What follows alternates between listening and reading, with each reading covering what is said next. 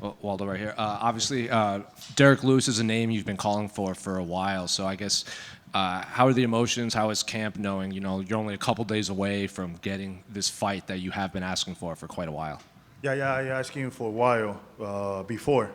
Right now in the ranking, the top five, the UFC offers me to fight with him. I say, yeah, why not?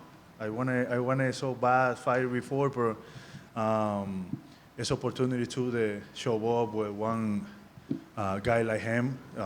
It's have a lot of clown, have a lot of people can follow him, can show me all more, and say, okay, why not? I do it. I know you wanted to fight in December because you wanted those 5 fights in a year, but is this almost better because you get Derrick Lewis on such a big card with the Paramount debut? Yes, it's a better too because it's my sixth fight on the 11 months too. I know got a sixth fight in the 2025, but we have a sixth fight on the 11 month. This is amazing too. And Derrick's obviously very popular because he's very funny. He says, he was just in here and he said he trains for kicking people in the groin and poking them in the eye. He said, the black versus Dominican argument was another reason. So what have you made of all of his comments before the fight? It's a funny thing that him can make. Everybody know I'm Dominican. But I'm have generous to the Black African people too, but it's funny what he say like that and everything. I joking too. I get it laughing. And what is it like preparing for someone like Derrick Lewis? Because I think we all know what he wants to do. He famously has the most knockouts in UFC history. So, what is it like preparing for someone like that? Look, I'm the person I training hard every time. For Derrick Lewis, I'm what the hang is started. I'm barely being the training MMA. I follow him too much because he's a heavyweight too, like me, and it's one of those my favorite fighter before. It's to now too. Let me tell you, but is this Saturday. One day I think can one day be fighting with him, and look at this now. This is a real. And the next Saturday for January 24, it'll be happening. And it's amazing for me. When he was just in here before you, a lot of the questions were about if he wins, he's going to fight at the White House. Could he get an interim title? Could he fight like Tom Aspinall at some point? Do you think a win over here, we're going to start asking you that question, fighting at the White House, fighting for interim titles and everything? Yeah, it's happening. Can UFC make it happening? I'm glad they want to make it. I wanna fight in White House, and it's Latin America. Everybody we support, and have more clout to people can see one Latino fighting in White House. It's amazing. Do you think a win over here, you should be fighting for an interim title because we still don't know when Tom will come back? Yeah, it's possible. It's possible. I be available for be like a title shot or interim shot or interim title or any fight can UFC put in there, I'll be fighting no matter what. But I want to fight. Waldo, ¿cómo estás? ¿Cómo estás? Waldo, felicidades por esta pelea. El tema del parche del pirata, ¿tiene algún otro significado o es únicamente bromas? No, es no broma. Tú sabes que lo que pasó fue muy grande. Lo que pasó con el piquete de ojo y eso, ese día fue me marcó mucho, pues. Me marcó mucho quién puedo ser y así. Y el parche de ojo es como un significado que recordarme qué pasó ese día, ¿me entiendes? Y fue algo simbólico para mí y simbólico para todo el mundo que cree en mí y todo el que me sigue.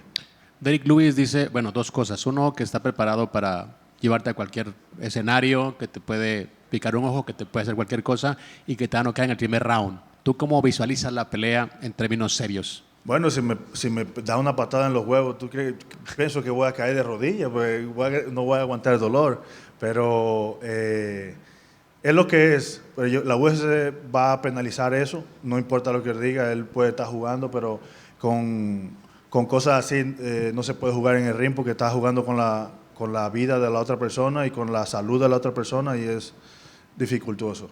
Hablando de términos generales en el panorama de los completos, una victoria te tendría que poner en el panorama de una pelea por el título. ¿Así lo visualizas o piensas que estás un poquito más lejos de una pelea titular?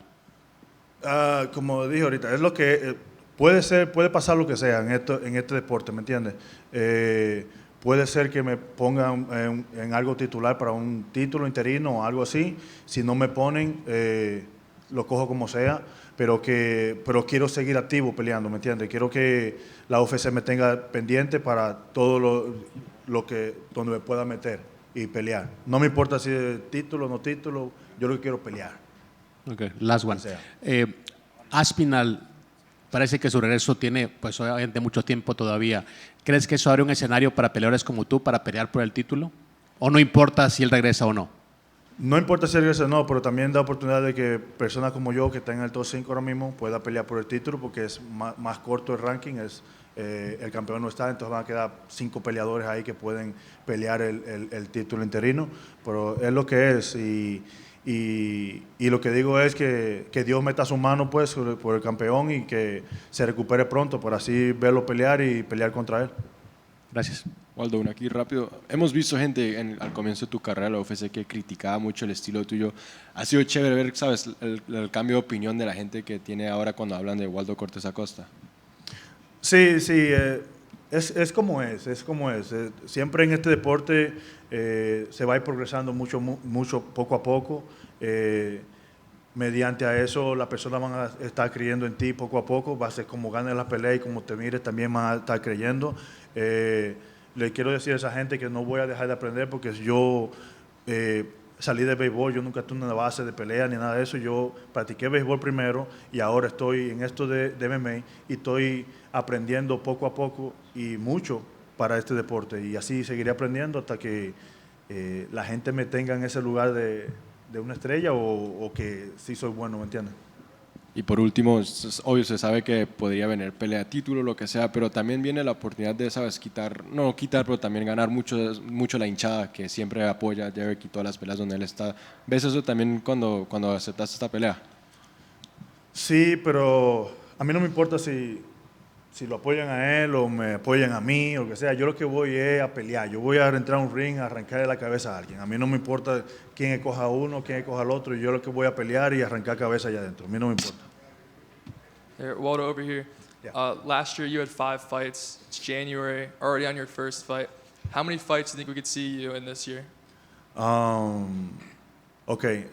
Last year I started like in March, no? Yeah. I started a little bit late, but UFC gave me opportunity to start early this year. I'm getting healthy. I'm still healthy and still in shape. Every time like it been me doing, I can make a 6 or 7 fight this year. Oh, wow. And then also, obviously everyone knows you have 9 children. How difficult is it to look after 9 children, take care of them while also training for such a massive fight? No, it's not difficult. I know put in my head it's difficult. I got a time for everybody. Sometimes, most of the time, I got my babies, take it to my gym with my wife, play with her in there, for everybody in there. Go to home, cooking for my kids, still chill, sleep a little bit, come back to the gym, with my babies too. Sometimes this is what it is, my life. My life is around my baby, training, and be in the house all the time. Waldo, one quick one here from me. I talked to Paddy, the guy in the main event, earlier this week, and he said he got to hang out with you a little bit in Qatar, said he's become a big fan of yours. What was it like spending time with him, and do you have a prediction on how his fight's going to play out on Saturday? Yeah, it's amazing pastime with the person like him. It's like a too much positive person, and I like the hang attitude and like a hand talk with everybody. Hanging like a too much general person and like humilde. ¿Cómo se dice humilde? Como humble. It's too much humble person. I see in him it's too much humble. Do you have a prediction on his fight? For him, I like it like him, but I like the other two. I wanted to get a good fight, both of them, and do the best for both of them. Waldo, over here. You used to pitch in the Cincinnati Reds organization for baseball. Are there any techniques from your baseball career that you've brought into martial arts? You see it. You see it sometimes in like the motion, like me throw the right hand or something like that. Look at when you throw the jab and you pull it back, and you throw the right hand. It's the same motion where you throw a pitching in the like a monticular, like a one person throw it like 100 miles per hour, 95 or something. It's the same motion where it's do the fastball, the same shit. Sorry. Thank you, everybody.